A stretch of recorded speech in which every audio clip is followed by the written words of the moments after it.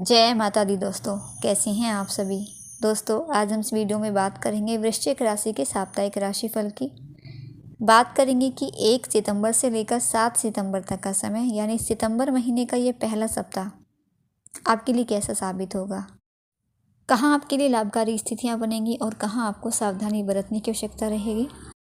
और जब कुछ परेशानी वाला समय होगा तो उस समय आपको क्या उपाय करने चाहिए, इसकी भी चर्चा करेंगे। दोस्तों, मैं आगे बढ़ूं, अपना वीडियो शुरू करूं, इससे पहले मेरी आपसे एक छोटी सी रिक्वेस्ट है कि अगर आप मेरे चैनल पर नए आए हैं और अभी तक आपने मेरे चैनल को सब्सक्राइब नहीं किया है तो प्लीज़ चैनल को सब्सक्राइब ज़रूर कर लें और पास में बने बेल आइकन को भी ज़रूर प्रेस कर दें ताकि जो भी मेरी आने वाली नई वीडियोस हैं उनका नोटिफिकेशन आप तक पहुंच सके। और मैं आपको बता दूं कि चंद्र राशि पर आधारित ये राशिफल आपको बताया जाएगा। चंद्रमा जिस भी राशि में रहेंगे और आपकी राशि से जिस भाव में गोचर करेंगे उसी के आधार पर आपके राशिफल की चर्चा होगी। तो यहाँ हम सबसे पहले बात करेंगे 1 सितंबर, 2 सितंबर और 3 सितंबर सुबह 10:20 से पहले तक के समय की। मिथुन राशि में चंद्रमा विराजमान रहेंगे और आपकी राशि से अष्टम भाव में चंद्रमा गोचर करेंगे और 8वां घर ये जीवन में अचानक से होने वाली घटनाओं को दर्शाता है। तो ये समय आपके लिए कुछ सावधानी वाला रहेगा। यहाँ आपको बहुत सावधानी बरतनी होगी क्योंकि यहाँ जो भी होगा अचानक से होगा। हो सकता है कि कोई अचानक से बड़ा काम आपका बन जाए, कोई बड़ा लाभ आपको हो जाए, या ऐसा भी हो सकता है कि अचानक से आपको कोई बड़ा नुकसान भी उठाना पड़े, कोई परेशानी आपके जीवन में आ जाए। तो इन दिनों आपको बहुत ही संभल कर रहना होगा, वरना आप किसी परेशानी में पड़ सकते हैं लापरवाही के कारण। और इस समय विशेषकर आपको अपने क्रोध पर, वाणी पर नियंत्रण रखना होगा। आपके व्यवहार में आए इस परिवर्तन के कारण आपको अपने वर्क प्लेस पर भी, अपने पारिवारिक जीवन में भी कई तरह की परेशानियों का सामना करना पड़ सकता है। विशेषकर अपने कार्यस्थल पर आपको अपने उच्च अधिकारियों के क्रोध का सामना करना पड़ सकता है। इसलिए कोशिश करें कि ऐसी कोई भी स्थिति पैदा ना होने दें जिससे आपके अधिकारी आपसे नाराज़ हों। अपने कार्य को समय पर निपटाने की पूरी कोशिश करें और चाहे आप व्यापारी हैं, चाहे आप नौकरी पेशा हैं, अपने कार्यस्थल पर आप समय पर पहुंचने की कोशिश करें। रोजगार में इस समय लाभकारी स्थिति रहेगी आपके लिए, धन लाभ होगा जिससे आय अच्छी रहेगी आपकी और आर्थिक पक्ष भी मजबूत स्थिति में रहेगा। इस दौरान अचानक से धन लाभ के योग भी बनेंगे, लेकिन साथ ही अचानक से आपके खर्चों में भी वृद्धि होगी।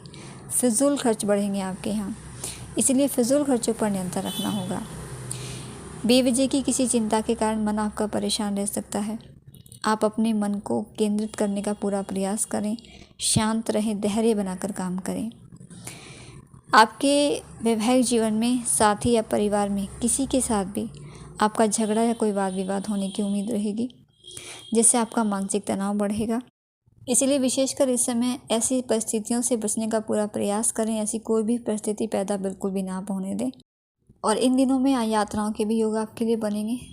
यात्रा के दौरान वाहन इस समय आप बहुत ही सावधानी से चलाएं, क्योंकि इस समय आपके लिए छोट पर चोट के आसार हैं। साथ ही पूरी कोशिश करें कि आप इस समय किसी भी फालतू विवादों में भी बिल्कुल ना उलझें और साथ ही इस समय पैसों का लेन देन भी बहुत ही सावधानी से करें। संपत्ति संबंधी कोई भी अगर आप महत्वपूर्ण निर्णय लेना है आपको, तो बहुत ही सोच समझ कर करें। नया निवेश करें, नए काम की शुरुआत करने के लिए ये समय आपके लिए बिल्कुल भी अनुकूल नहीं है। ऐसे लोगों से भी आपको जुड़ने से बचना है जो आपकी प्रतिष्ठा को आघात पहुंचा सकते हैं, क्योंकि इस समय आपके विरोधी भी हावी रहेंगे आप पर। लेकिन साथ ही ये समय उन लोगों के लिए बहुत ही लाभकारी रहेगा जो रिसर्च के फील्ड से जुड़े हैं, शोध विषयों में रुचि रखते हैं, उन्हें इन दिनों सफलता मिलेगी। और इस समय स्वास्थ्य का भी विशेष ध्यान आपको रखना होगा। कुछ समय निकालकर निस्वार्थ सेवा में आप लगाएं अपना समय, दान पुण्य के, पूजा पाठ के कार्य में अपना मन लगाएं। इससे आपको अच्छा महसूस होगा, सुख और शांति मिलेगी, दिल को सुकून मिलेगा। आपका मानसिक तनाव भी काफ़ी हद तक कम होगा। ओम नमः शिवाय मंत्रों का जप कर लें, गायत्री मंत्र का जप कर लें, इससे नकारात्मकता दूर होगी। और पक्षियों के लिए दाना पानी का प्रबंध भी करें, इससे भी आपको लाभ रहेगा। और अब बात करते हैं 3 सितंबर सुबह 10:20 के बाद के समय की, 4 और 5 सितंबर शाम 6:07 से पहले के समय की। यहाँ चंद्रमा अपना राशि परिवर्तन कर कर्क राशि में आ जाएंगे और वृश्चिक राशि से नवम भाव में विराजमान होंगे।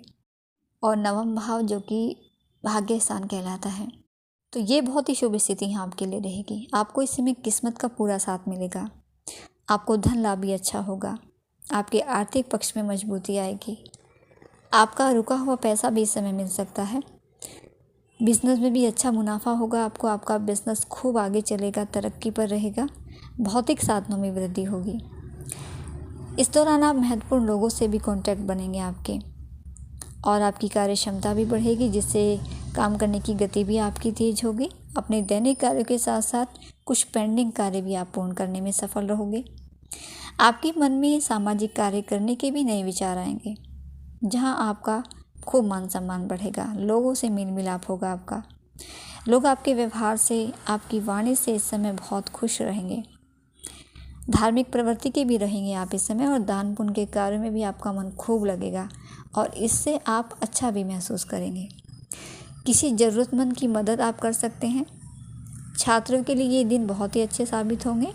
खूब मन लगाकर पढ़ाई करेंगे आप, और ये समय कार्य क्षेत्र में वृद्धि के साथ साथ धन लाभ भी आपको मिलेगा। सरकार या उच्च अधिकारियों से आपको समर्थन मिल सकता है। ऑफिस में सीनियर्स आपके काम से खुश रहेंगे। आपको अधिकारियों का पूरा सहयोग मिलेगा, और इससे आपका आत्मविश्वास भी बढ़ा हुआ रहेगा। आगे बढ़ने की प्रेरणा मिलेगी आपको। आपकी कोई इच्छा भी इस समय पूरी हो सकती है। आप इस समय मानसिक और शारीरिक दोनों तरफ से स्वस्थ महसूस करेंगे खुद को। फिर भी स्वास्थ्य का ध्यान रखें आप। लापरवाही समय बिल्कुल ना बरतें। वैवाहिक जीवन में और प्रेम संबंधों में भी मजबूती रहेगी। समय बहुत ही अच्छा बीतेगा आपका। रिश्तों में प्यार और विश्वास बढ़ेगा। और अब बात करते हैं 5 सितंबर शाम 6:07 के बाद के समय की, 6 और 7 सितंबर की। यहाँ चंद्रमा अपना राशि परिवर्तन कर सिंह राशि में आ जाएंगे और वृश्चिक राशि से दशम भाव में विराजमान रहेंगे, और 10वां घर जो कि कर्म क्षेत्र कहलाता है। तो ये समय भी बहुत ही शुभ रहेंगे आपके लिए। इस दौरान आप अपनी बुद्धिमत्ता, साहस और मेहनत के बल पर अपने कार्य करेंगे, सफलता हासिल करेंगे।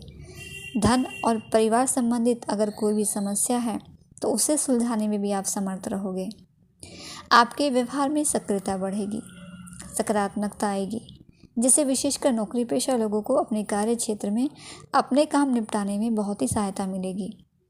और खासकर जो भी सरकारी नौकरी में हैं उनके लिए यहाँ सबसे अच्छी स्थिति बनेगी।